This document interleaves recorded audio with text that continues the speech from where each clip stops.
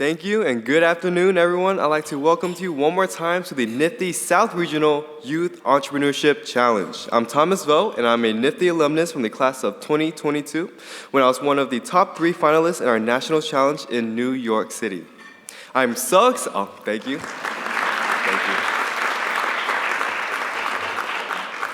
I'm so excited to be here as your Masters of Ceremonies today, and I hope you are all as thrilled as I am to be here and take part in one of the cornerstones of NFTE program, the Business Plan Competition. These past few years have really shown us the entrepreneurial mindset is crucial to the success of our country's economy, our communities, and most of all, our youth. Last year, we returned to in-person events, and it was wonderful to see my fellow competitors and entrepreneurs leaning into markets related to self-care, mental health, community support, and so many other ways of building an inclusive, vibrant, and compassionate society. NFTE knows that preparing young people to be career-ready and future-focused as students, entrepreneurs, and engaged employees help us create opportunities out of obstacles that appear impossible to overcome. The entrepreneurial mindset, ignited first by our NFTE teachers, places us on a bold path of discovery and achievement, causing a ripple effect that impacts everyone. That's what these competitors and their dreams represent. Whatever path brought you here today, I want you to know that everyone in this room has the power to transform the lives of young people through entrepreneurship, including our generous sponsors. NFTE is incredibly grateful to the sponsors of this challenge, including our presenters, EY and Santander, and our associate sponsor, the City Foundation. Thank you all for making this day possible.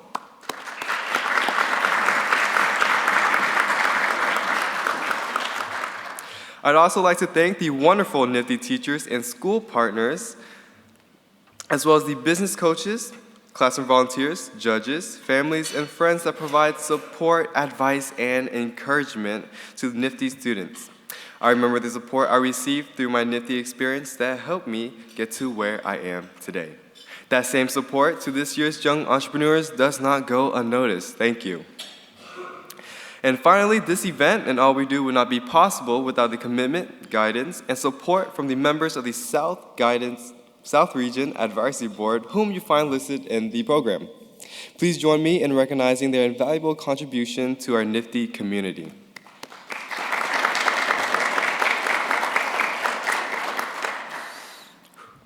Today is the accumulation of many long hours of hard work from our finalists. Now, finalists, I have walked that same path that brought you here, and know that all your work that you put into your plans, and that no one knows your business better than you do, and we can't wait to hear you pitch.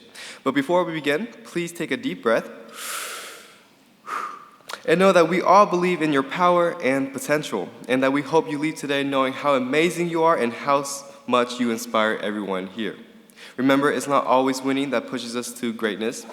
Challenges spark innovation, and you never know what tomorrow will hold. So no matter what the outcome of the competition, be proud what have you done today. Congratulations on being here.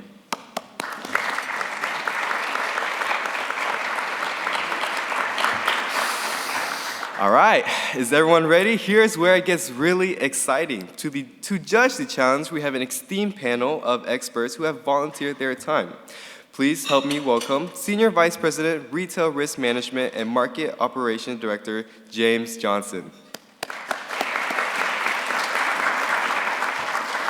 Next up is Vice President, Small Business Communities Officer of Bank of America, Evelyn Sorazano. And last but not least, Banking Center President, Commercial Lender, Prosperity Bank, Courtney Thurman.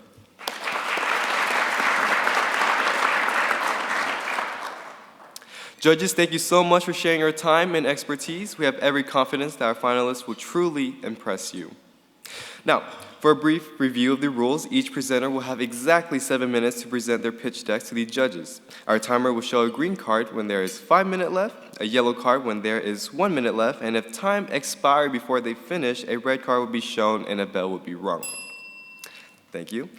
After each presentation, the judges will have 3 minutes to ask questions. Again, a yellow card will be shown when there is 1 minute left, and a red card and a bell will be rung when time is up.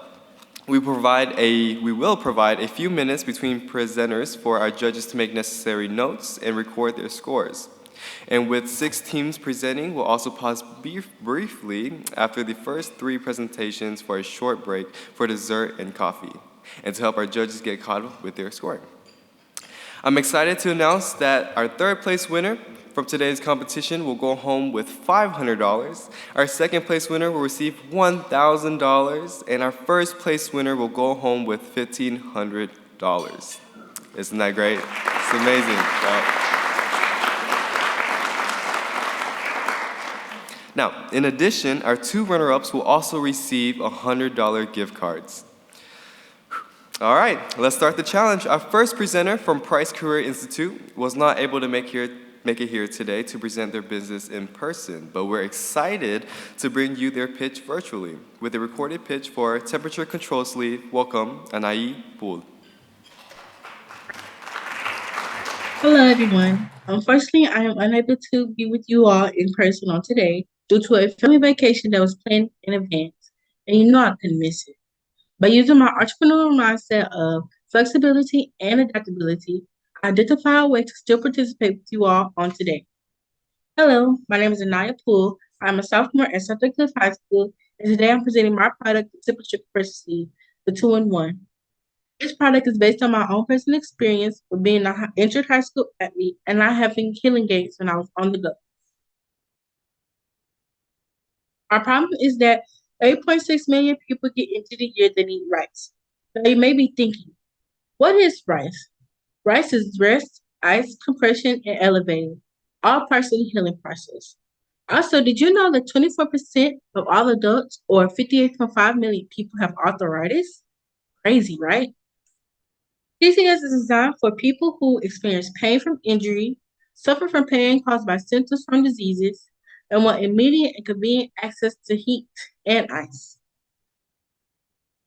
My value proposition is that TCS, or the temperature compression sleeve, helps relieve pain by providing customers with easy access to hot and cold therapy. It also includes new technology with an automatic setup capability, so it won't get freezer burn or burns. It's stretchy and comfortable, and is very easy to travel with. For my underlining magic, TCS does not have to be placed in a freezer or a microwave like other products. It also is controlled by an app called the TCS app that allows you to control your own temperature and time. Here's how you use it. First, you download the app. Second, you connect to the sleeve using the Bluetooth device. And third, you set your temperature and time. Now you can enjoy the comfort and convenience of TCS. My target market is hot and cold packs. Did you know that this industry sells over 974.2 million each year? Wow. For my demographics, I'm focusing on people with health and disability status. My geographics are Dallas-Fort Worth Metroplex. My psychographics are people who want easy access to hot and cold therapy, people who might not want to deal with chemicals or scents that certain cold and hot products contain, and people that are comfortable using technology. For my buying patterns, I'm focused on people who purchase healthcare products periodically and people who spend between $300 to $500 on healthcare products each year. Here's my target market size. For the total population of people in the Dallas-Fort Worth Metroplex, there are 6.5 million people.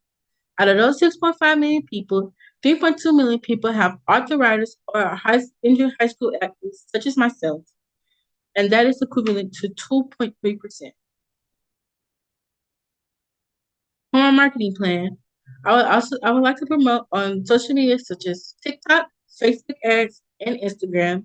I would also like to share my story on the TCS website. I would also like to partner with Empire Physical Therapy in Dallas, Texas. I would also like to sell TCS in commercial/retail pharmacies such as CVS, Walgreens, and Health Mart. Here's my competitive analysis. Both of my competitors, Free Sleep and Tilakia, claim they heat or cool for approximately 15 to 20 minutes, but their customers say otherwise. Free Sleep customers said they only last 10 minutes, At Slovakia, customers said it only lasts for 90 seconds. However, my product heats or cools for the duration determined by the customer, meaning the customer can control their own temperature and time. Even though all products have the same fit, free sleep customers said that it slips off very easily, but the Lockheed customers said they burns them. Ouch. But not my product.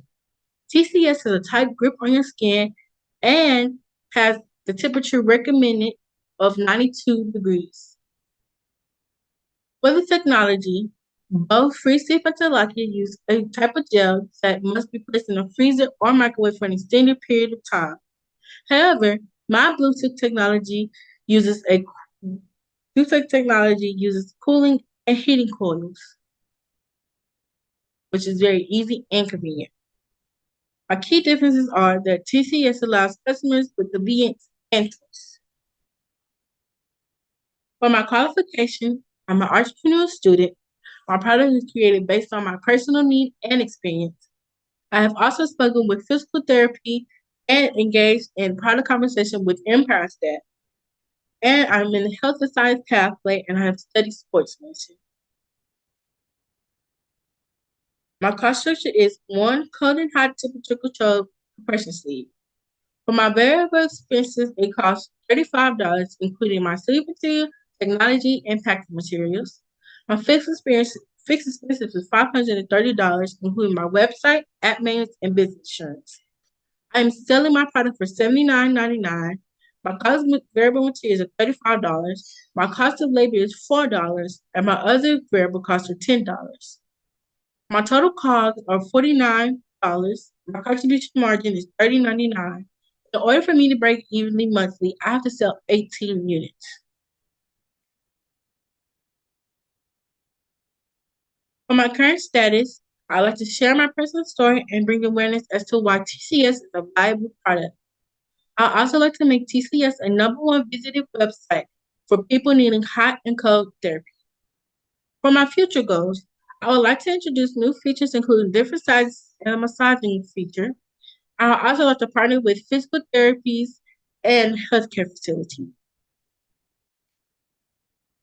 Hello again. My name is Anaya Poole. I am a sophomore at Suffolk Cliff High School, and today I just presented my product, the temperature compressed sleeve, the 2-in-1. Thank you for your time. That was a great presentation, and judges, you're gonna have a few minutes to write down your scores and jot down any notes that you might have. All right, now for our second finalist, presenting their business plan for Everything Chicken. Please welcome Emerson Auburn from Henry W. Longfellow School.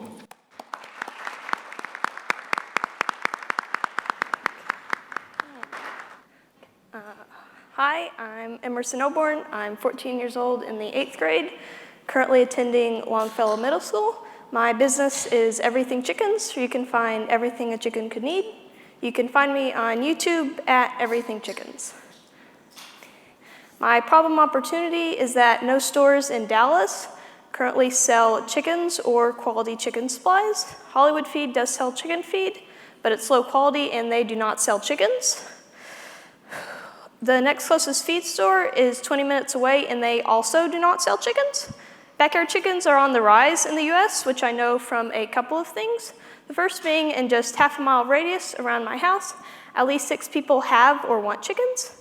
And then in the US, 10 million households, or 8% of all people in the US, own chickens.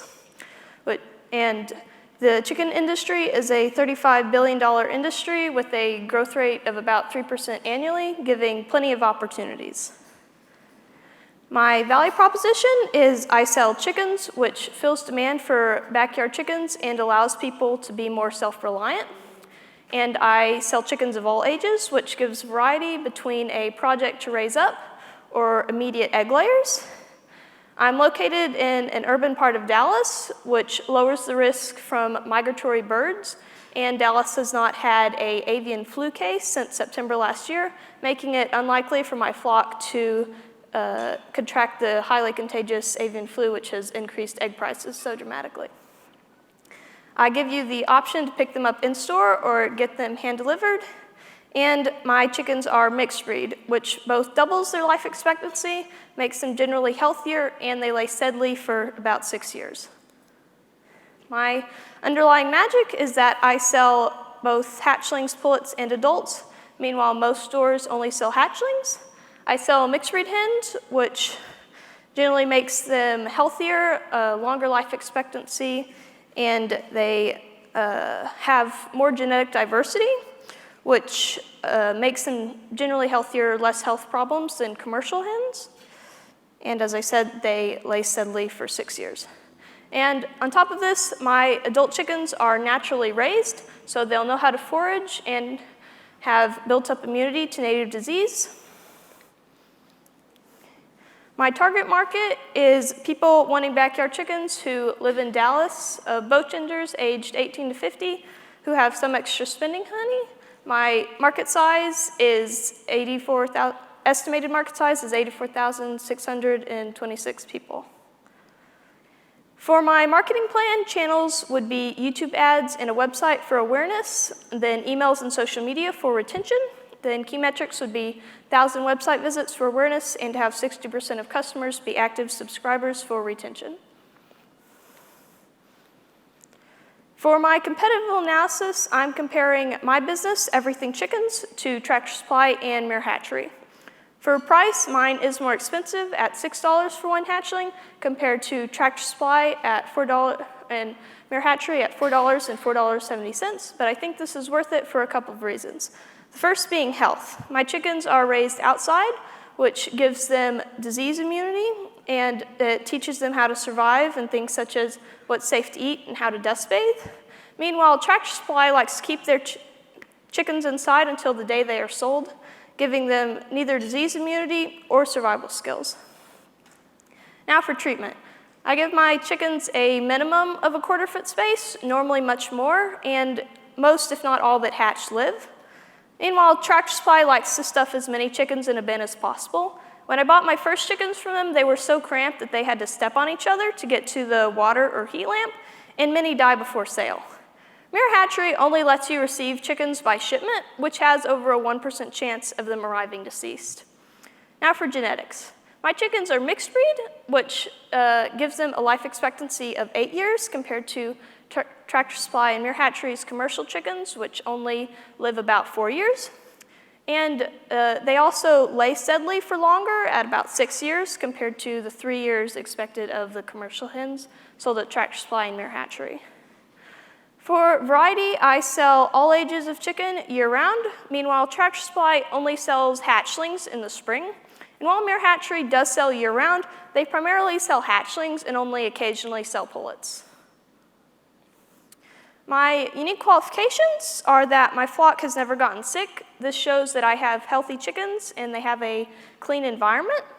I value my chickens' welfare. This shows that I make sure they always have clean water, they have plenty of space to move around, and have a healthy environment. And I've raised chickens, I've got necessary space. What I mean by this is I have a space for hens with hatchlings, adults, and a sick pen in case they did get sick. And I have raised chickens for 4 years, so I've learned mostly of what does and doesn't work when it comes to keeping chickens healthy. For my cost structure, my 1 unit is 1 2-week-old chicken at a price of $6, which gives me a break-even of 51 units. For current status and future plans, I would start off just selling chickens, and then my expanding options are to get a larger incubator so I could produce more, start to sell chicken supplies and supplies for all animals, and eventually incorporate services such as vet care, and to expand to more cities. For giving back to the community, I would donate a portion of all profits to local animal shelters. Thank you for your time.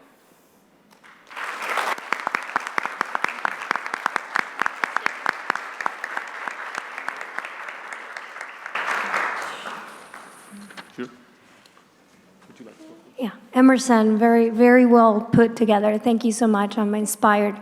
And you're targeting a market that it's in much need of lower cost of eggs, so I appreciate that. Question that I have for you is, If you can, maybe in your own words, tell me your marketing plans. I think I heard that you're going to have a subscriber list, 60% of it you're going to have customer loyalty, ability to follow up, but explain to me a little bit more about your marketing plans. So it would be, I would have ads so that I could attract people. Then I would have like a YouTube channel or emails to send out to kind of say like, hey, you want more chickens? Like kind of remind people that I'm still there if they want to come back and get more chickens, or chicken supplies also. And if I am an interested customer, where will I buy the chickens from? So I did put a website on there, but I think it would start out with a phone number and then the website would come later. So if you would want chickens, you would call me and I would set up like if you want to meet and pick them up, or I would get them delivered to you. Hi, Emerson. Great job. Really thought you had a detailed presentation.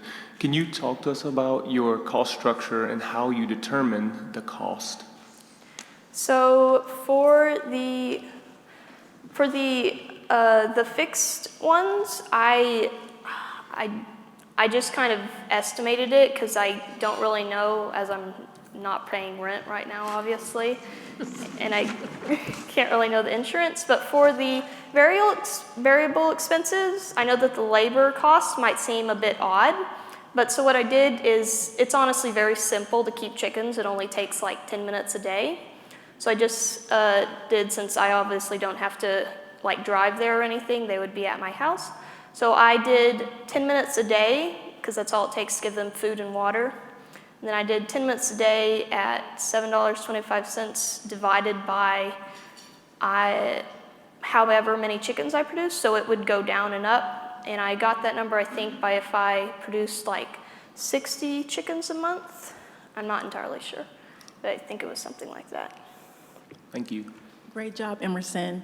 I have one question. Can you explain a little bit more about the delivery process of the chickens? The what? The delivery process? So it would be, if you wanted them hand delivered, it would be, you would give me your address and I would take them to you so they wouldn't have the risk of like, transport, like public shipping. Mm-hmm. I didn't incorporate that as a cost because it's kind of hard to incorporate. Okay. Yeah. All right, that's good. Thank you. All right, thank you.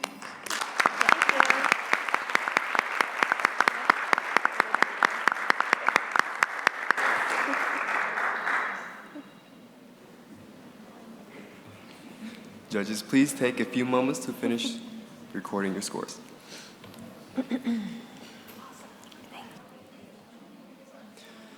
Now, for our third finalist presenting their business plan for Benchy. Please welcome Shannon Ramirez from Grand Prairie School for the Highly Gifted. Have you ever been walking down the street of a big city and seen someone homeless? Have you ever wished that benches could actually be comfortable when you sit on them? While these two problems may seem unrelated at first, my business solves both of them. My name is Shannon Ramirez, and I'm the founder and CEO of my business, Benchy, the bench of the people. Park benches have been around for hundreds of years, yet their progress has been stagnant in the age of innovation. The bench has been relatively unchanged since its conception, and Benchy is here to change that. Now, we all know of the classic bench, and it's only used for one thing, sitting.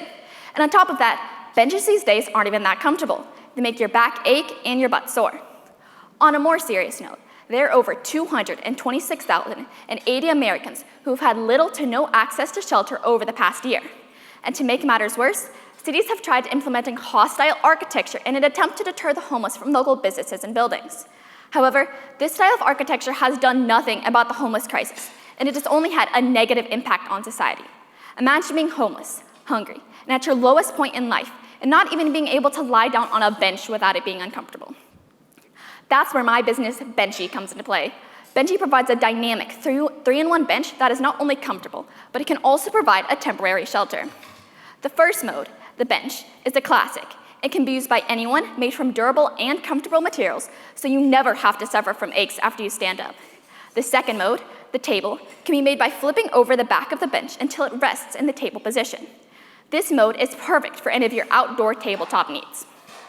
The third, final, and possibly most impactful mode is the shelter. The shelter can be made by flipping up the back of the bench until it locks into place above your head. This mode is perfect for when you need protection from the harmful elements of Mother Nature, such as the weather or the sunlight.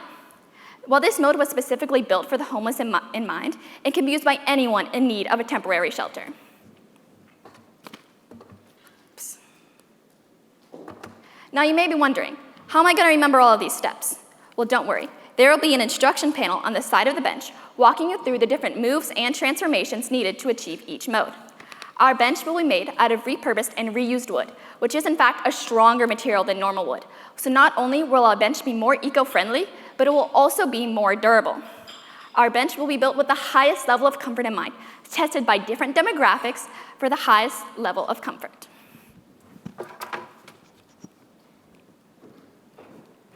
Benchy's target market is local city governments and nonprofit organizations in support of helping the homeless.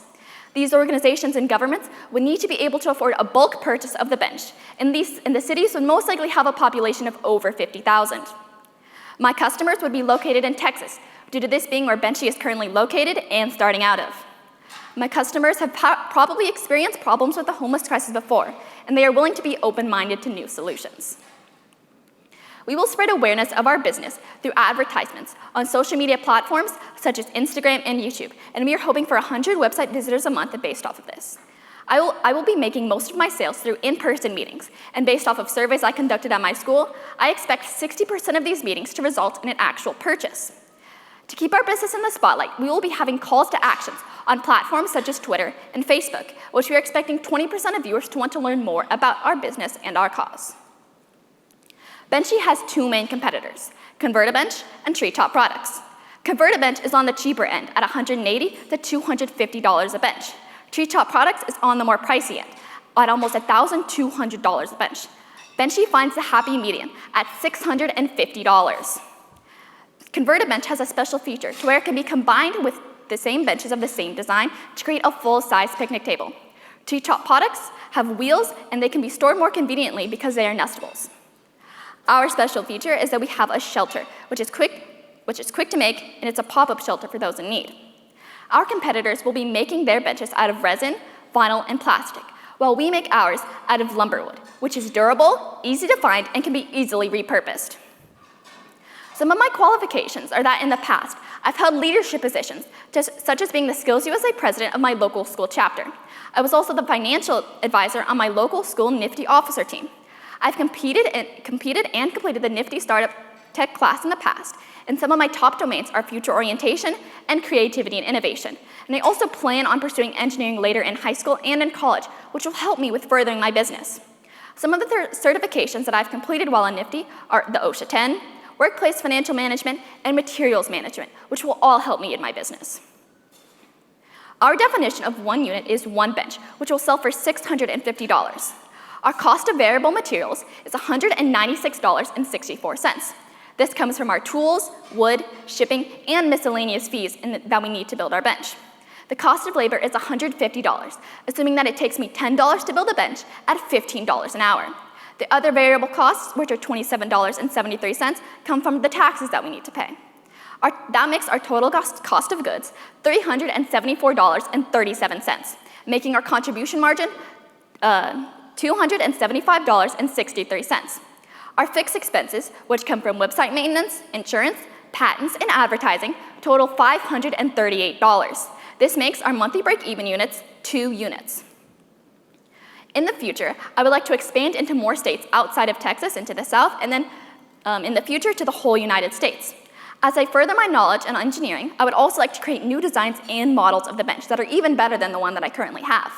I would also like to grow my presence on social media. For philanthropy, as my business becomes more stable, I want to be able to give away benches to areas in need. In 5 years, I would like to be able to donate half of my profit to the Coalition for the Homeless. And in 10 years, I would like to work towards becoming a full nonprofit organization. Again, my name is Shannon Ramirez, and I'm the founder and CEO of my business, Benchy, the bench of the people. Thank you.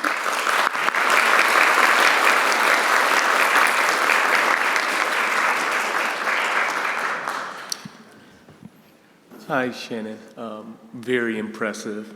presentation skills and presentation itself. My question to you is about the marketing plan. Since you are centering your presentation around the unsheltered and homeless, how do you plan to market to folks that maybe don't have social media outlets? For people that don't have social media outlets, I haven't quite thought of that yet, because since we're in the modern world, a lot of the advertising does happen on social media. And a lot of the point of our advertising is to just kind of get the word out there, to just spread it by word of mouth, you know?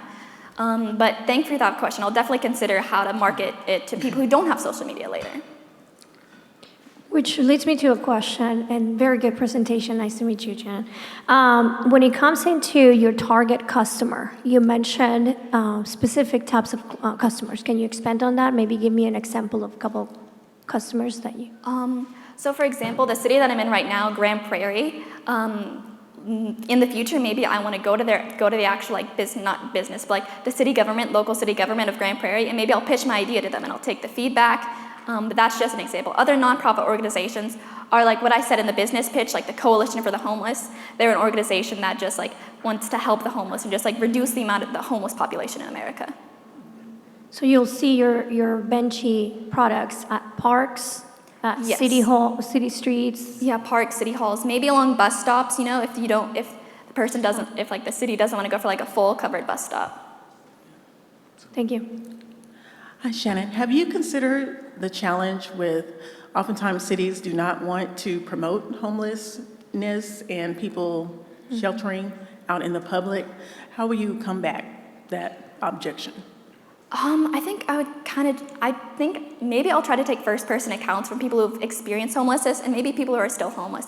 And I'll just ask them like what their opinions of my bench are, just to get like a more personal view of it, you know? Because like you see it all the time, but like a lot of the times you don't know what the person is feeling inside. So maybe I'll go for like a more personal aspect to that. Okay. And how will the benches be maintained, since they are wood, as far as upkeep? That's a good question. So if like the city ever has any problems with them or like the organizations, they'll just come to us. And either if like the problem is too big, we'll say, okay, we can replace the bench free of charge.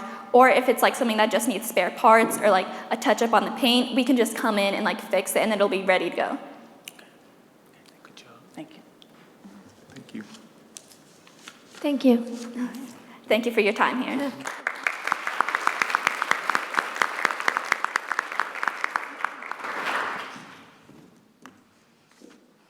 How everybody doing? I know everybody see the design I got. I went to the doctor yesterday and they said I was diagnosed with Virgilitis. Alright. You might not know what Virgilitis is. It's Virgil, the creator of a clothing brand name Off-White. He's one of the biggest designers. So, how do you wish you had a clothing brand that motivated you to become wealthy? I'm Tristan Tyler, founder and CEO of $1 Million Sacrifices. And I'm from a small town called New Orleans. And my passion, people ask me, what's my passion and why do I go so hard when I think about a business? It's because of the struggle. And a lot of people say, oh, I came from a struggle, but my struggle was different. I watched my mom cry when she didn't have like enough money to put in for the house. So that's why I go so hard and that's why I'm so passionate in this. My problem and opportunity. 73% Gen Z believe they need a more self-expression to live a happy and healthy life.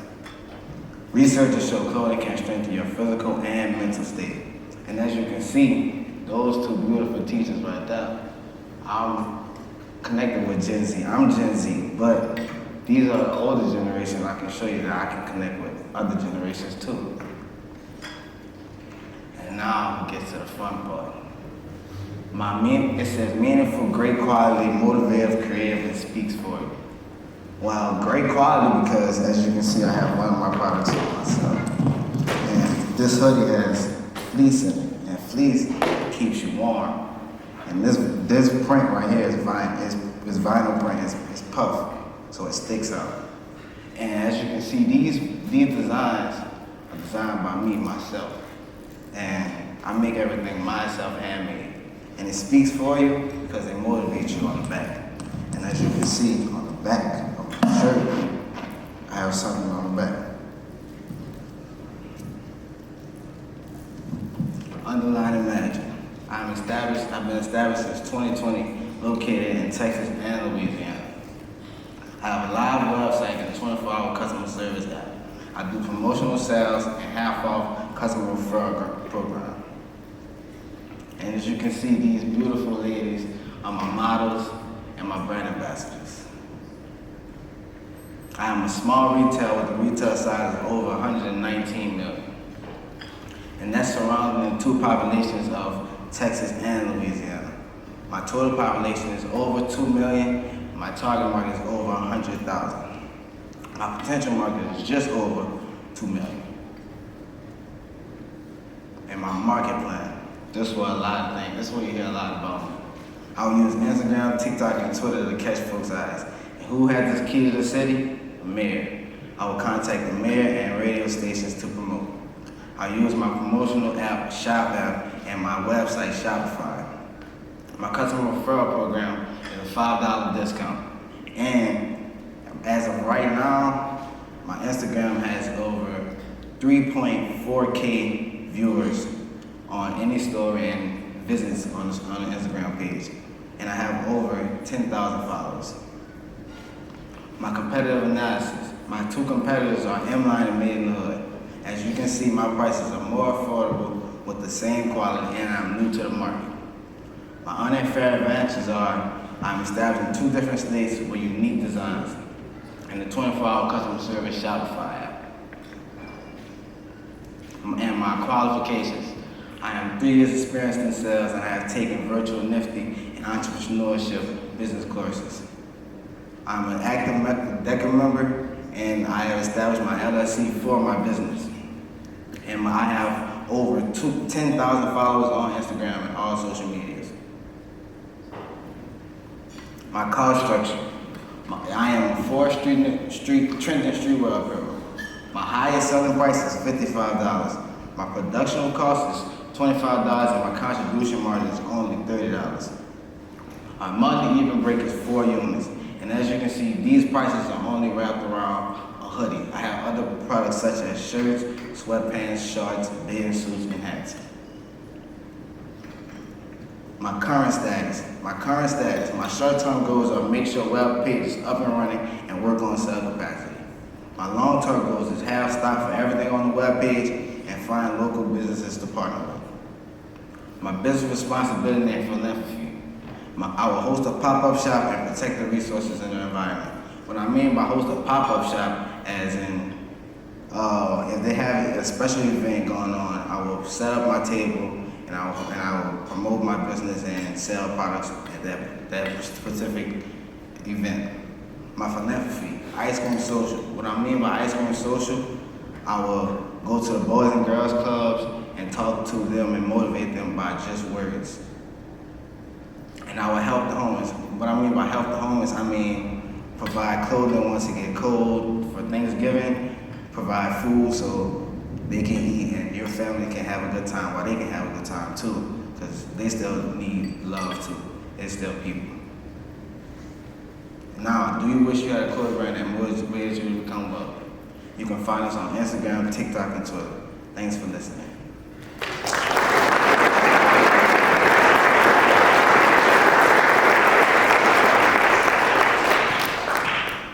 Tristan, good job. I really appreciate you thinking about your imagery and how it impacts people's lives. Talk to me about how you plan to engage someone like a city mayor. I like the social media outlets and connecting with folks, but what is your plan to contact the mayor, and what is your pitch plans?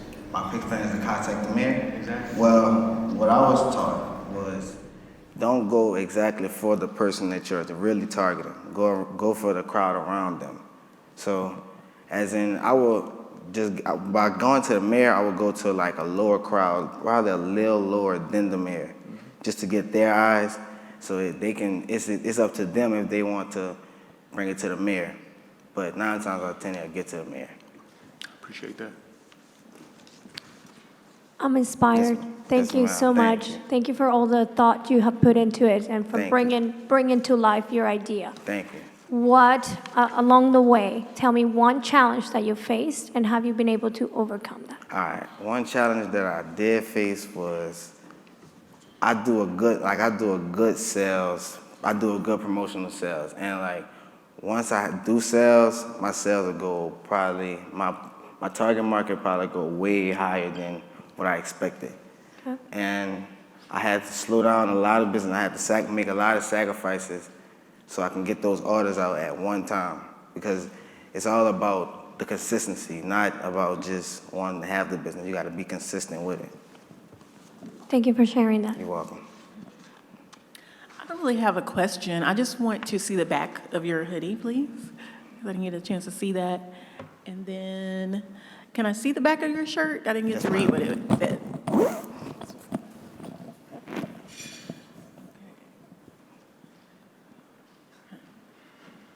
All right, thank you so much. You're welcome. I have one more question. Yes, ma'am. Can you explain a little bit deeper, who's your target customer? My target customers? Well, my target customers are really Gen Z, ages group from 13 to 35, but I really want to get everybody. So I really don't have a real life target, just a way to get my clothing brand out there and to motivate more people. Thank you.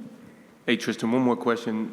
With your cost structure, Yes, talk to sir. us about some of your delivery options Yes, sir. and how you anticipate like the funding of those Yes, sir. types of things. All right, so my delivering options, I have shipping, and I do standard and express. My standard shipping is $10.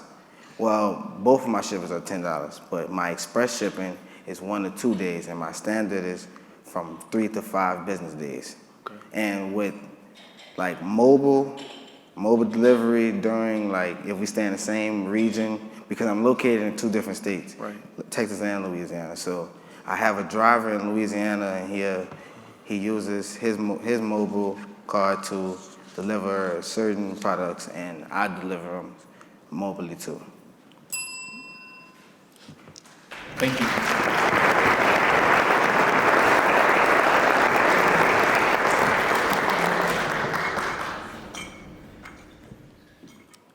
Good afternoon. My name is Zachary Moskowitz, and I'm the founder and CEO of EasyForm.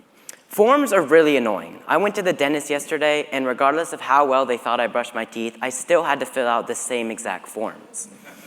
EasyForm's slogan is the efficient and time-saving way to fill out forms, and you can check us out at EasyFormDallas on Instagram or email us at easyformdallas@gmail.com. What is the problem and opportunity that EasyForm provides? Many people often have problems with their appointments. My mom fills out a lot of forms for me, and occasionally my name is misspelled or whatever. Thank you for filling out all those forms, though. Incorrect information on forms causes issues. If your name is incorrect, the doctor may not be able to perform the operation because insurance reasons. Parents are often exhausted, and everyone makes mistakes, so EasyForm will help with that. 81% of people abandoned at least one online form in 2021, according to Medium. And EasyForm provides you with an easy way to only have to fill out your information one time, and then it will fill it in automatically. The value proposition. If you look to the left, there is a diagram of the sample app. The first picture shows the critical information that you will have to put in upon downloading the app. Then you will fill in your current medications, and it will ask you for an access code, which will be provided from your doctor or whoever's using EasyForm. And then once you're connected, it will say the forms you have to complete, the ones that are already completed, and the ones that need immediate attention. Our subscriptions start with our silver subscription that's $75 a month. It's for anywhere from 0 to 50 clients. It has our advanced form filling software, but that's all that it has. Our platinum or medium subscription is $110 a month.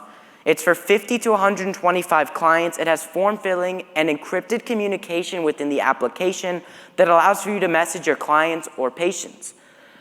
The gold subscription is our most expensive and premium, which is $155 a month for 125 plus clients, and it has form filling, communication, and in-app customization. The underlying magic. All you have to do as the patient or client is put in your critical information, your medical history, your medications, your name, your date of birth, the important stuff.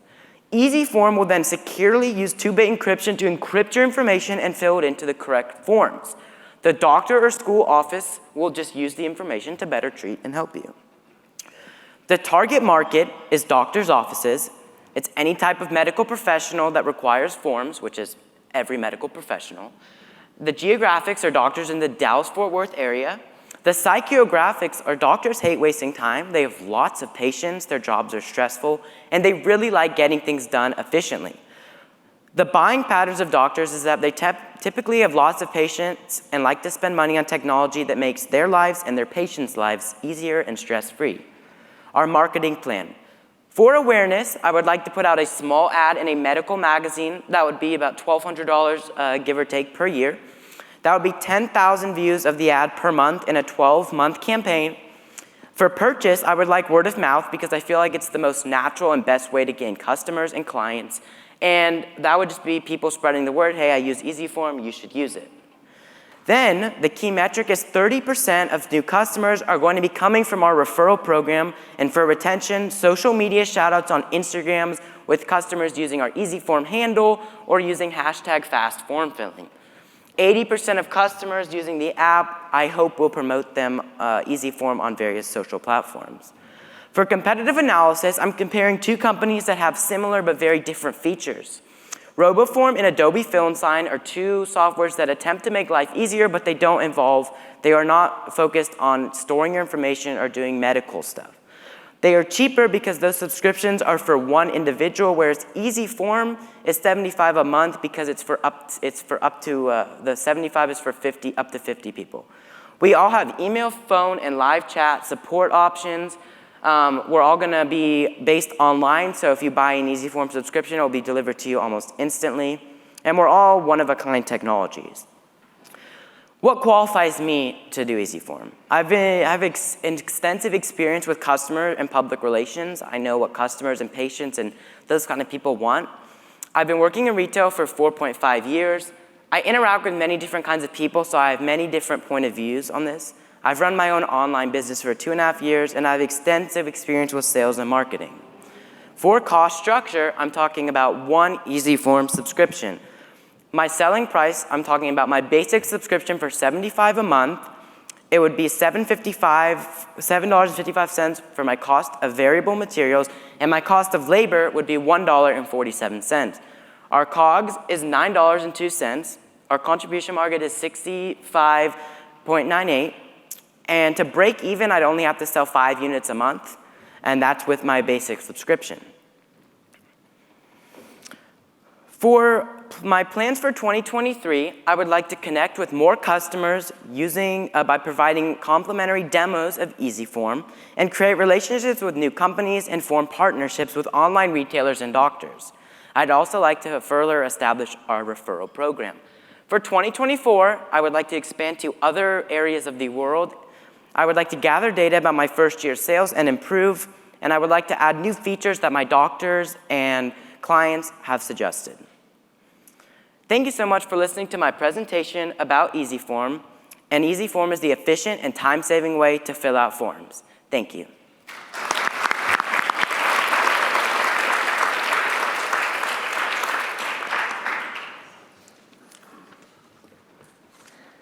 Thank you for your presentation. You mentioned early on that there was a large number of abandoned forms.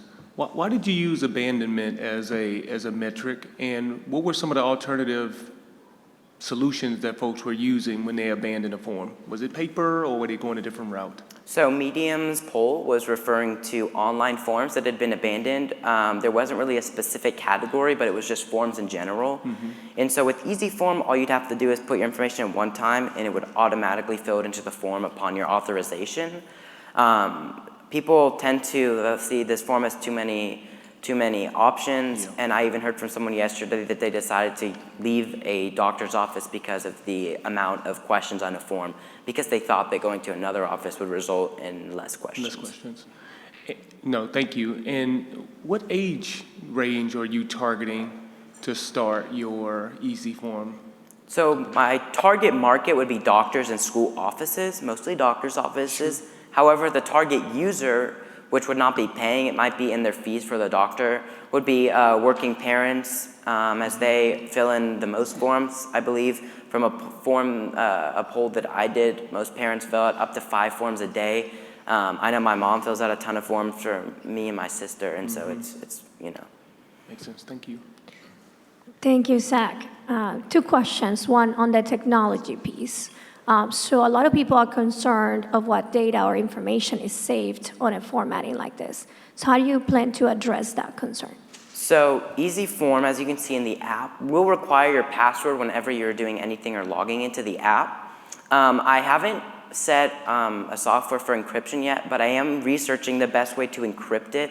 And then there will also be a contract that the patient has to sign their first time and the doctor has to sign, saying that the information they put into that app that they know upon authorization will be shared with the doctor that they have clicked. Okay, thank you for addressing that. The second question that I have is you mentioned that you will build relationships with your target clients, which are healthcare professionals and schools. What actionable items do you plan on taking to do that? I plan on taking a presentation that highlights the features of Easy Form and then a prototype of it once I have it made that would be able to have them maybe do a few-week trial of it to see if they like it and understand it. Thank you. Zachary, great presentation. Can you explain a little bit about the user's experience with the app? Like, what exactly they'll have to fill out? Of course. So if you look in the first picture here on the slide, you'd fill in the information that is just basic information. Once you were connected to your doctor, let's say you were connecting to your dentist, there would be an access code, or you could either tap your phone onto the NFC device that the doctor would have. And then once you're in there, there will be information that the doctor has preset that automatically has to be filled out. Like let's say they want to know, if you have cavities, that kind of things. Easy Form will remember that information. So the next time that you have, if it doesn't know one of the options on a form, you will have to add that, but it will remember that every single time. Thank you. Thank you.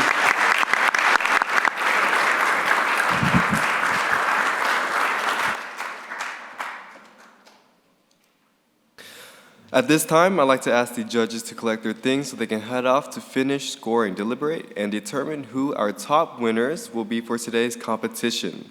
And let's give one last round of applause to all our students' presentations. They were fantastic.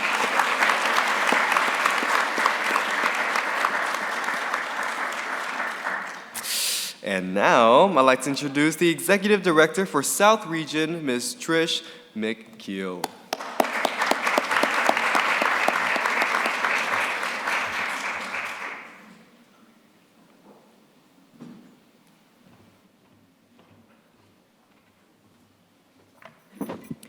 I almost came up here without my glasses, and none of you probably want to hear what I actually see instead of what's actually there. I want to thank Thomas. Thomas is representing us here as an alum and has a special place in my heart. So thank you so much for being here today and taking such great care of us. Thank you.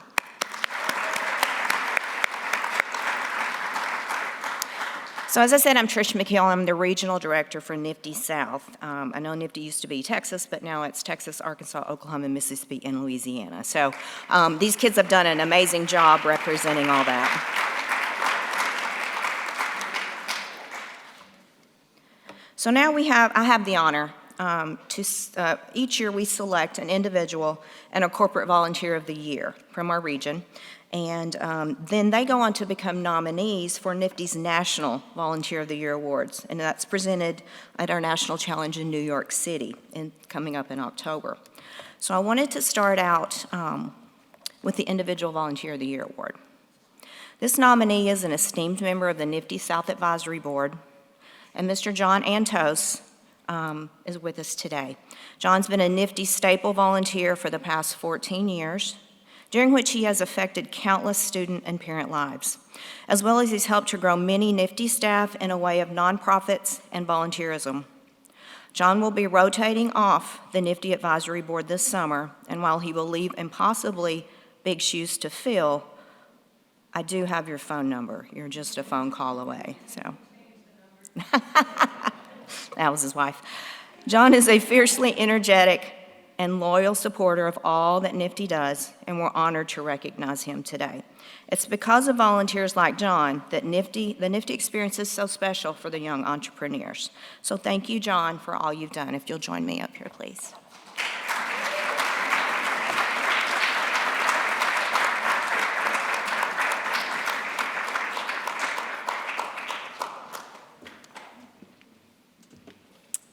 So after 14 years of working with students in the classroom, judge, and on the board, I've learned students, you're way ahead of most students who graduate from school because you understand how a whole business works. Just think about it. We had ice packs, chickens, benches, clothing, and easy forms, and you had to decide that there was a need for that someone was going to pay money for that. Then the next thing is you had to decide how to design it. So whether we have chickens that are mixed breed, the clothing, what to put on the clothing, what features on the bench. And then you had to figure out, well, if I'm going to do that, what's it going to cost me to create a bench that has a table, a bench, and a cover for the sun and the elements? So you've learned about transportation costs. Some of the questions were asked about clothing. You've learned about marketing and selling, whether you use YouTube or other social media. You learned how the whole business works. Do you realize that most of the world doesn't know that? What they know is what? Their area. They work in a warehouse. They work in engineering. They design an iPhone. They understand how to sell a car, but they have no idea of how a car is made. And what you've done is you've demonstrated in these products and services you created how a whole business works together. So parents, you're to be congratulating for supporting your students and gaining a benefit that will put them far ahead of many other students because they understand how a whole business works. Teachers, you made a difference because starting a business is one of the most challenging things you can do, and creating a 12-page business plan is tough. And I can tell you, having invested in 19 startup companies, that the student business plans sometimes have been better than the adult business plans I've seen. And school districts, in addition to teaching about math and English and history and geography, you've allowed your students to learn something that will make a difference. I grew up in a neighborhood like most of the NFTE schools are, and I wish I had something like this, although I made it through the University of Illinois and the University of Chicago, but it would have been better to have this education. So the thought I want to share with you is, students, you're ahead of most other students. You have a skill, and when you apply for a job someday, one of the things you should say is, I know how a business works, and tell them all the different aspects you had. The last thing I'd like to share with you is Harvard University did a study many, many years ago, over 30 years, and they asked people how many wrote down their goals. And what they found after 30 years, that the 5% of people who actually wrote down a goal accomplished more than what? The other 95%. So what I would encourage you to do, parents, teachers, school districts, and obviously students, is to write down your goals. Do I want to get married? Do I want to have kids? Now, some of you don't want to have kids because you don't want your kids to be like you are. But the point is writing it down. What do you want your investments to be? Do you want to own a house? Do you want to have a car? Do you want to have a summer home? Whatever it is that you want, and then just change it along the way. I wrote a check many, many years ago, 30 years ago, that check would have bounced 30 years ago. But it had a big number on it of what I wanted to be able to write a check for. And it took Lana and I 30 years, but we eventually achieved that goal. So I would encourage you to remember what you learned in creating your business plan. Tell every person that you interview for what that business plan is. And as you think about what you want to do, because most people don't know, even people 40 and 50 years old don't necessarily know what they want to do, is as you go through life, think about, would you like to do that? So when you see a car, do you want to design the car? Do you want to manufacture the car? Do you want to repair the car? Do you want to sell the car? Do you want to service? You have a video game. As I learned with my son, because he likes to play video games, doesn't mean he wants to program video games, but that's okay too. You know, do you want to work in a store? Do you want to work in retail? Do you want to work with your hands? So every time you have a problem, a great exercise you can do is say, how would I solve that problem? What business could I create in that problem? So number one, in summary, you're ahead of the game. You know how a whole business works. You've done it once. Number two is set some goals, write them down. And number three is, as you go through life, just think, do I want to grow the food I just ate? Do I want to cook the food? Do I want to serve the food? Or do I want to own the restaurant? But just go through life asking yourself those questions. And eventually, if you do that, you'll find something clicks. And that's what you should do. Thank you. John.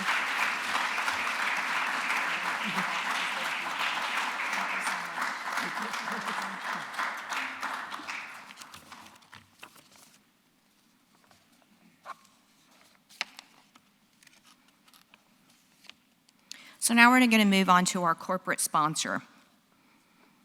So it should come to no surprise that Mary Kay is our corporate volunteer nominee this year. Mary Kay has been an influential partner since 2019. This past year, Mary Kay held a day of innovation with students from Dallas and throughout the World Series of Innovation. Mary Kay encouraged those students to develop solutions to further the conservation and/or protection of the world's marine ecosystems and coastal communities. Mary Kay volunteers supported our NFTE teachers and students as coaches and as they worked through their ideas and their business plans. They left our students in attendance feeling confident and empowered, and we're proud to be able to honor Mary Kay for their commitment to NFTE's youth. And thanks to all of our incredible volunteers. This year, NFTE volunteers do help our teachers and youth in so many ways. To learn more about how you can become a volunteer with NFTE, please don't forget to register before you leave. There is a QR code to scan on the tables throughout the event. Without our volunteers, we can't make the impact that we make, so please consider that. And now it's with great privilege to introduce a very special segment of this afternoon's event. This is called the Inside Scoop with DeSoto's Superintendent, Dr. Usama Rogers. Dr. Rogers is a dynamic educator with a career that spans more than 20 years. She was named the Best K-12 Education Leader in 2020 by the Advocate, as well as Teacher of the Year in 1998 and Principal of the Year in 2009. She has received several awards from the organizations including the NAACP, National Council of Negro Women, and the University of Texas at Austin. Dr. Rogers is also highly regarded for her work designing, launching, and leading one of the largest implementations of the Pathways in Technology Early College High School, or PTEC programs in the United States. Her work has created an opportunity for thousands of students to earn that high school diploma, but also many to also earn an associate's degree at the same time. Here to speak with her today is another special guest, and that's our very own NFTE President and CEO, Dr. J.D. LaRock. Please welcome Dr. Rogers and Dr. LaRock. Thank you, Chris, and thank you very much, everybody, and welcome again, Dr. Rogers. It's wonderful to see you. Dr. Rogers and I were just together last week, as a matter of fact, right here in the area at the inaugural SMU GSV conference at Southern Methodist University, where she was talking about entrepreneurship education and its power, and we're going to talk some more about that today. So first of all, you have been, and thank you for it, such a strong supporter of NFTE programs in DeSoto ISD and in your previous districts. Why? Well, I think it's what we saw today, right? Our students are able to talk about solving complex problems. They're able to use their critical thinking skills, the ability to be public speakers are just amazing life skills that will take the students just a very long way. And not only that, giving them the opportunity to think about how do I make the world better through philanthropy and other things. So NFTE just provides an opportunity to make real what we hope to do in education, and that's equip students with the knowledge, skills, and ability to impact the world in a very positive way. As a school district leader, you are responsible for and called upon to do many things for society. And I want to ask you, because many of our students, they will go and become entrepreneurs, small business owners. Some will not. But I imagine you think that even if they don't, what they've learned through a NFTE program is still valuable as they go on to college and onto their careers working for other firms. Why would that be?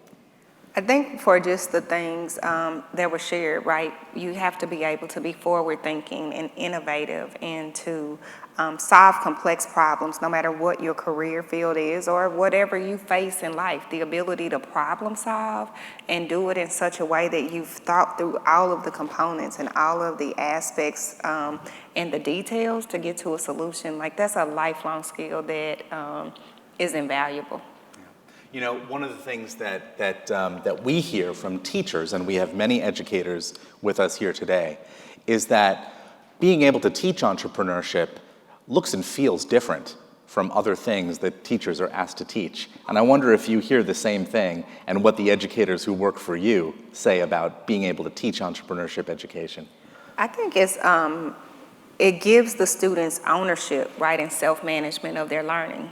Through this entrepreneurship education, it's their idea that they're bringing to life, and they're using their knowledge, skills, and abilities obtained through classroom instruction to make that happen. And so, in essence, it truly is a real-world learning experience that seeks to do what it is that we hope to do in education, and that's give students the tools to figure out how they want to navigate life in the world.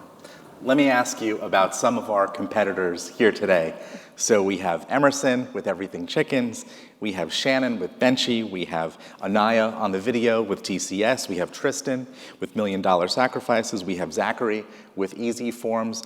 Walk us through. I'm curious to know what you saw that you picked up on and that you liked, something special that you saw in any one of those pitches. So in every one of them, so the very first one where she talks about people dealing with chronic pain, in 2015, I was hit by a car. So I deal with chronic pain in my knee, and I was like, that seems like it's thin, that might be helpful. So I was like, you know what, I could probably use it. That's a great idea. The fact of thinking about, chickens, and we're all concerned about our food and the cost of food and the ability to have sustainability. I didn't think about the fact that nobody sells chickens in Dallas. It was like, wow, I learned something new. In terms of the Benchy, just thinking about, I didn't really think about. Benches haven't changed, and there are so many more things that we can do. I laughed when I saw the student from Lancaster because I have a family member who actually purchased some of his sweatshirts, and so I made a personal connection. So Anaya has your light blue sweatshirt, and so, and then Easy Forms. I thought, what, that would be a great idea if my doctor's office had that, because raise your hand if you're like me, you hate going to the doctor and filling out all those forms, and you're like, didn't I fill the same thing out last time? So what did you do with that piece of paper? So all of them were really great, and I was just blown away by the students' ability to stand and speak in front of an audience. There are so many adults today that just get terrified to do public speaking, but it is actually an essential skill that you have to have in life. Like, think about how much public speaking that you do, and quite a bit myself. And so as a young person developing that skill to be able to stand and deliver is just really priceless. Absolutely. I still get nervous after all these years. You know, but before I forget, I do want to acknowledge, and all of you have seen them out there, the many other students who are not up on this stage today, but were outside pitching their businesses. I see a whole big cadre of them over there and throughout the room. Let's give them a round of applause as well. Thank you so much for your ideas. There's some great ideas here too. One of the things that I noticed, and this is distinctive because I've been going around to each of our regional competitions. We will have 7 in all, and this is the 4th one so far this year. And what stood out for me as a common thread was how you don't have to have some sort of complicated idea to have a really good business. Raise your hands, everybody. Raise your hands if you thought that each of the pitches was really good and really special in its own way. Yeah, me too. And each, as you said, Dr. Rogers, the ideas were really simple. People get hurt. They need a solution. People want chickens. People love chickens. Right? I love chicken. People want fashion. People hate forms.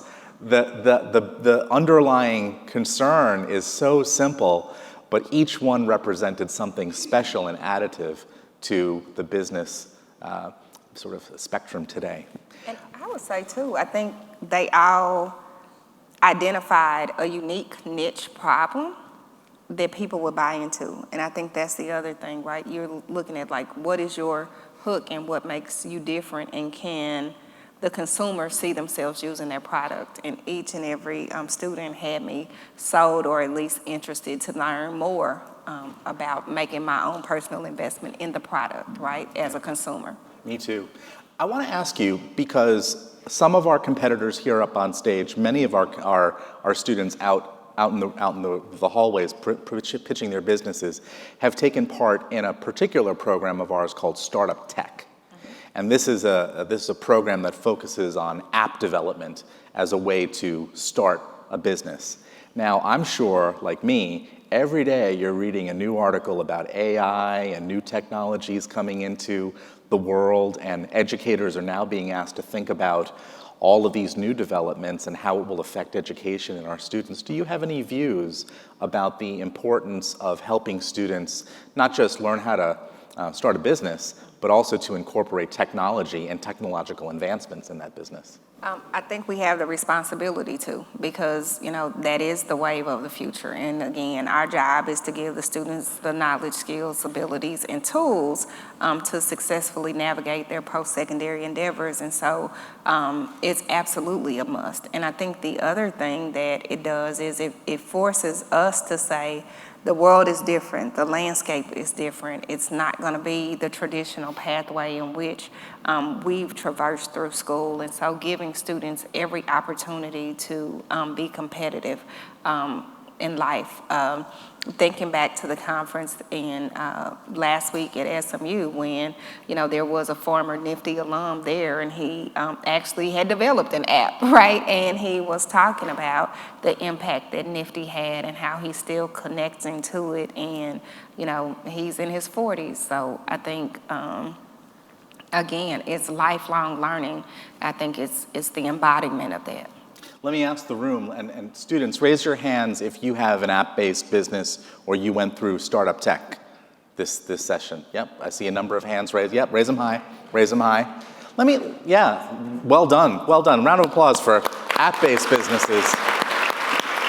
And out of curiosity, and I'll ask both the students and the educators to raise their hands here. Raise your hands if you have used these new AI tools that are coming online, like ChatGPT, GPT-4, Wix. Yeah, raise your hands, raise your hands. Raise your hands, educators, if you think that that's going to be a pretty important part of education going forward. Yeah, I do too. I do too. And so once again, I applaud all the students who I think in many ways are showing us the way for what's going to be needed next. And it's our job as educators and nonprofit leaders to create opportunities for students to really lean into that. Absolutely. So what's next for you and your leadership of DeSoto ISD as it pertains to entrepreneurship? We have such a great relationship, and we'd love to do more with you. What else are you thinking about? Yes, so we are really excited that we are launching the program at several of our middle schools this year. It has only been at the high school in a very small scope, and so we're looking forward to implementation at our middle schools, Catherine Johnson and West within our Male Leadership Academy. We have 2 dynamic principals who've identified great teachers, and I think that's really what the heart of it is for us, to ensure that we have the right people in place, because you can't get what these students produced just in a class period, right? That was a commitment of the teachers and the volunteers beyond that to ensure the students had what they needed. So I first want to say thank you, because it's beyond the classroom and probably hours that they weren't compensated for, right? But they saw that passion and that spark. So I'm excited that we have dynamic teachers identified to hopefully have some DeSoto ISD students here in the future, because again, just the critical thinking, the problem solving, and the ability to have professional communication are lifelong skills that are transactional and transcending. So I'm excited to begin to, one, provide that opportunity for younger students, because I think we miss things when we just start at the high school, because students in elementary schools and middle schools are doing amazing things too. So just think, with all the advancement in technology, connecting some of those things to some of our younger learners, what that does foreshadowing for students. So just really, really excited to partner in a deeper and meaningful way. You know, I'm going to keep asking questions because obviously our judges are deliberating for a long time. I am not at all surprised, by the way, that they're having a tough time figuring out how to rank our fantastic pitches. But continuing on that thread, this is pretty special, folks, here in this region, where we have students who have gone through our sort of classic course called Entrepreneurship 1.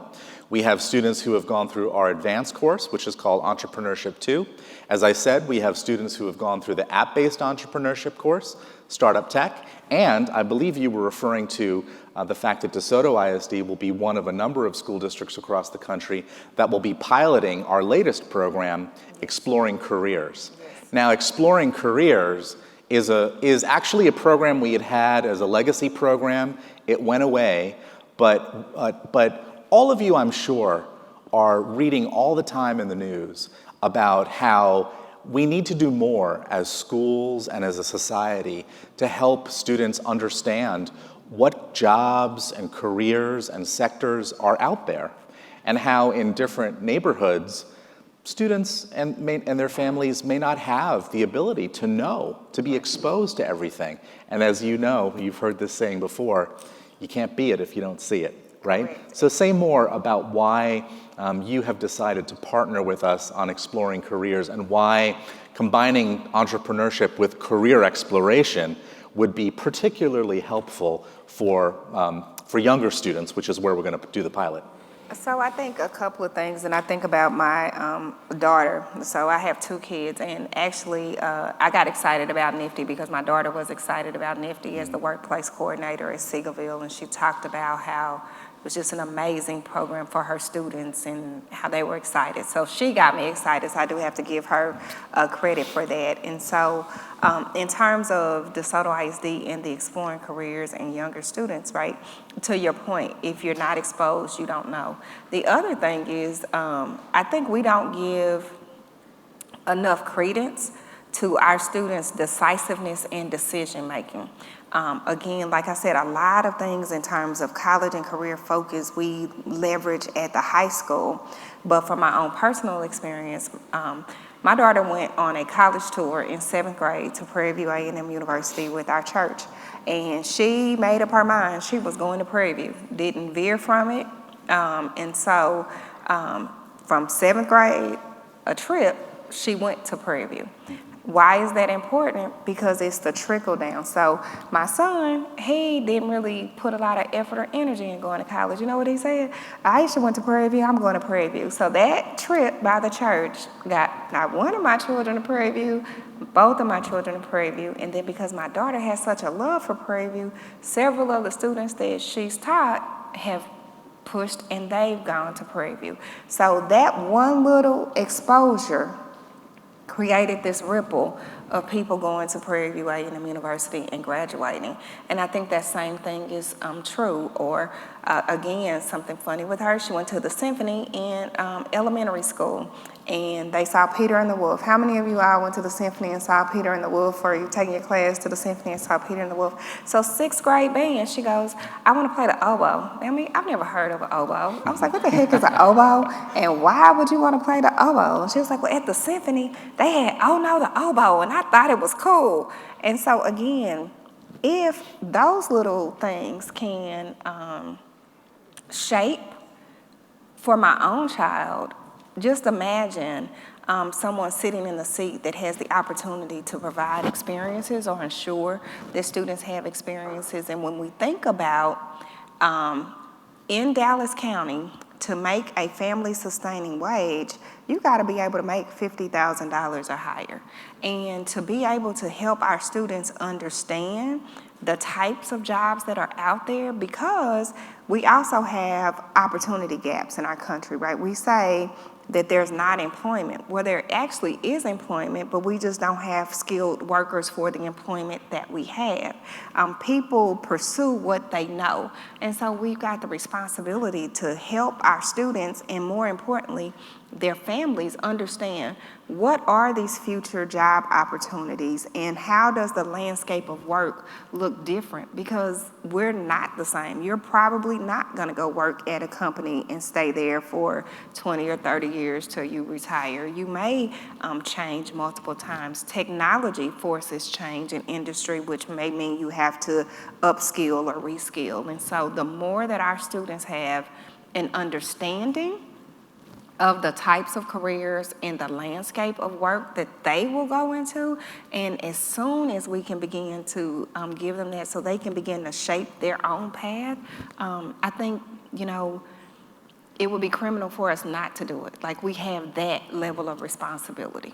Well, we are supremely looking forward to working with you on that endeavor, and NFTE as an organization is greatly looking forward to expanding our impact in the U.S. and throughout the world. We're a global organization, by the way. If you didn't know, we're in 30 states and 24 countries. And in addition to promoting the opportunity for young people of diverse backgrounds to become business owners, we're looking forward to doing even more to help them discover the jobs and sectors and careers that are out there so that they can lead lives of achievement and fulfillment. And isn't that what we all want for our children? That is what we want. We want for them to be happy, happy in their personal lives, and happy through the work that they do. So Dr. Rogers, thank you for all you do to advance that goal. And I see our judges are back in the room, so let us move on with the show and see what the results of the competition are. Thank you again, Dr. Rogers. Thank you. Thank you. Thank you, Dr. Rogers and Dr. LaRock, for sharing those words with us. And we do look forward to working with DeSoto, and I think she's been pretty clear to me, Dr. Rogers has, that she intends to be represented in this room next year, so yeah.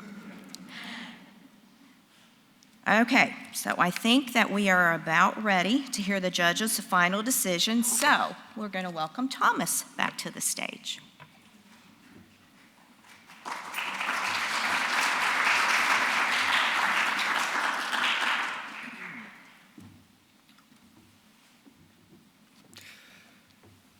Thank you, Ms. McKeel, and thank you, Dr. Rogers and Dr. LaRock. And one more thank you to all our amazing volunteers and incredible NFTE teachers and school administrators for what you have done for me and what you have done for our finalists, and what you continue to do for all of NFTE students. And now, it's the moment we've all been waiting for. I'd like to ask all our finalists to join me here on the stage.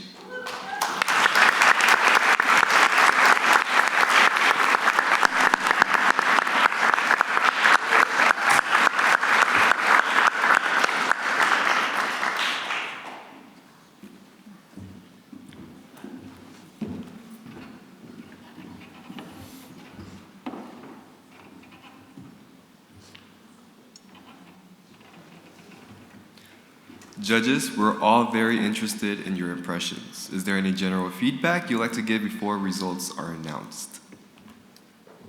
Yes, I'll get started. First of all, I want to just thank the NFTE for the incredible work that you are doing. And it is inspiring to see the work that you're doing with these young entrepreneurs and setting the stage for the success of our future.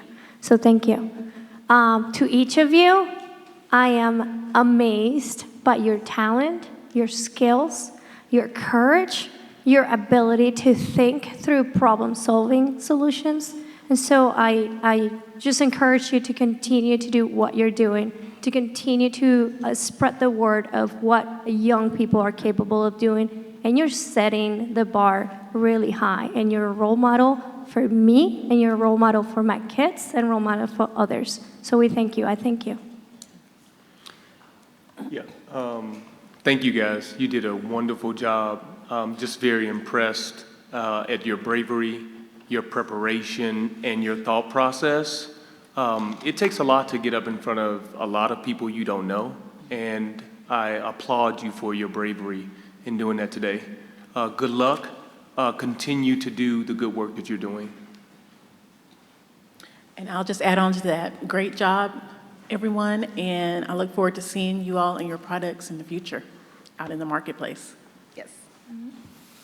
Thank you, judges. You were all faced with an enormous task since they're all amazing presenters.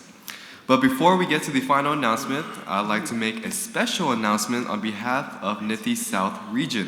For every one of our finalists on stage with me, all the regional finalists whose pitch we heard today will be invited to compete in the NFTE National Youth Entrepreneurship Challenge.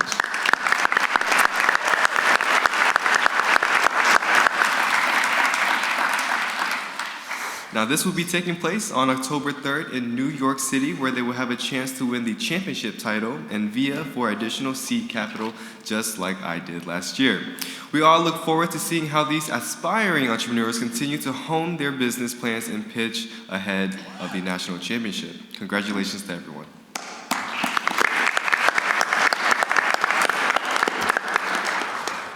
But now, we know a winner of today's competition must still be chosen. To read the results and close out our time together, I'd like to welcome to the stage NFTE's President and CEO, Dr. J.D. LaRocque. Thank you again, everybody, and thank you to Thomas. You know, I just want to say a word about Thomas. Thomas was one of our top 3 winners in our last cycle with his business Reheats, which was a warming glove. And I just want all of you to know that his achievements continue. He let me know when we saw each other today that he's been accepted to the U.S. Naval Academy for college. Congratulations. Congratulations to you. And you did a great job today. So I will not keep you in suspense for too long, but I do want you to know something about all 5 of you, the 4 of you, plus Anaya, going on to New York City. The clock starts fresh. We turn a clean slate. And I have seen many times students who, they may take 3rd place, they may take 2nd place, they may take 1st place at the regionals. You don't have to win the regionals in order to win the whole thing. So in the fall, when you are joining us, and I hope all of you are able to join, it all starts again. And you have the opportunity between now and then to continue working on your businesses, continue refining your pitches, all of which are really great already, by the way, and we'll see you again in the fall. I do want to make a couple more comments, though, about the sort of deeper meaning that I see in some of your business. As I said before, that one thing that really struck me about this particular set of businesses was that you don't have to have a complicated idea to have an impactful business. But I also want to say that there is something deeper because, people getting injured, people wanting chickens, people needing benches, people needing good fashion, people being frustrated with forms. Think about the deeper meaning, and our students spoke about this. So Anaya talked about the fact that so many people in America and throughout the world suffer from maladies, from arthritis, from things that really set them back and really affect their lives. So it's not just the simple solution, but it's impacting something deeper that is life-altering for people. Shannon, you talked about something that's really poignant, the phenomenon of hostile architecture and how that has affected people who are unhoused, and the opportunity to look at that challenge, that social challenge, in a different way. As a matter of fact, Shannon, I was in an Uber yesterday. I drove past Dallas City Hall, and right the block before were a half a dozen unhoused people, just settling down on the pavement, actually. And so, not only do you have an innovative design for benches that are more multifunctional, comfortable, but you're solving something that the adults have not been able to solve, and that's really deep. And I won't go all down the line for everybody, but I'll just say one more. Tristan, sharing elements of your personal story, your mom's story, the underlying motivation, the message behind your designs. I mean, you're obviously a talented artist, as we can see from your clothing. By the way, you look great. Does he not look great? I mean, but the message behind your couture is powerful. And I'm gonna go old school a little bit here, but I think of so many clothing brands, Cross Colors, Sean John, Rockaware, right? Where people come up with fresh ideas that connect. And I think you have something there too. All of you have something there, and that's the deeper meaning behind the businesses that we've seen today. So I'm looking forward to seeing you all again in the fall. But for now, we're going to announce the winners for today. So first, receiving gift cards for $100, our runners-up are Anaya Poole with temperature control sleeve, and Tristan Tolliver with $1 Million Sacrifices.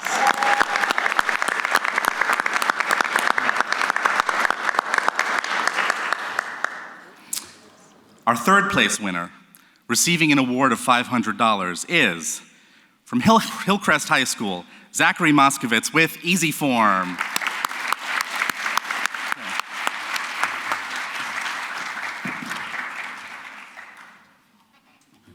We're going to take some pictures while we do.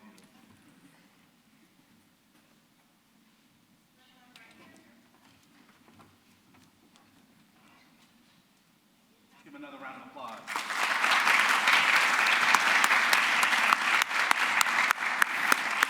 Our second place winner, receiving $1,000 and going on to nationals, is from Grand Prairie School for the Highly Gifted, Shanna Ramirez with Benchy.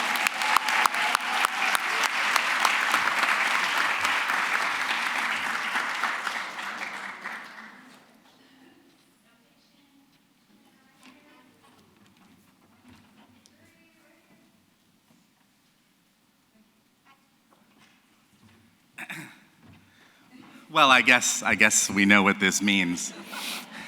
Let me just take a moment, if I may, because I just want you to know I had no influence on the judging at all. You saw I was in the room the entire time. But I will admit to having a soft spot for chicken-based businesses. One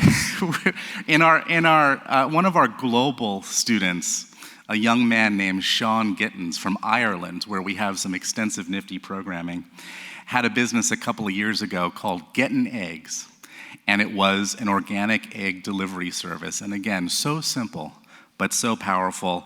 And if I may, Emerson, one thing that I just immediately picked up about you from the moment you began speaking is you love chickens, and that's so compelling. And you're not alone. So I think you have a great business, and that is why today you are our first place winner, winning an award of $1,500.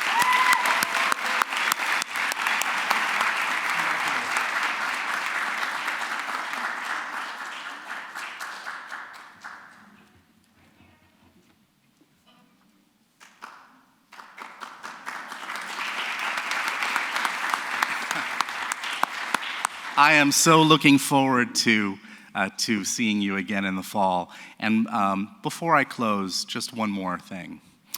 This is a special region. I think you've seen that over the course of today's proceedings. We've had some special mentors and volunteers like John Antos, who has been a friend and supporter. And John, I'd like to personally thank you from the stage for all the advice and support you've given me during my tenure at NFTE. You have been a champion of this organization, and we are grateful for your support. Educators, you are also special too. And it's been a true joy during my nearly 4 years now leading this 36-year-old organization to see the South region continue to grow exponentially.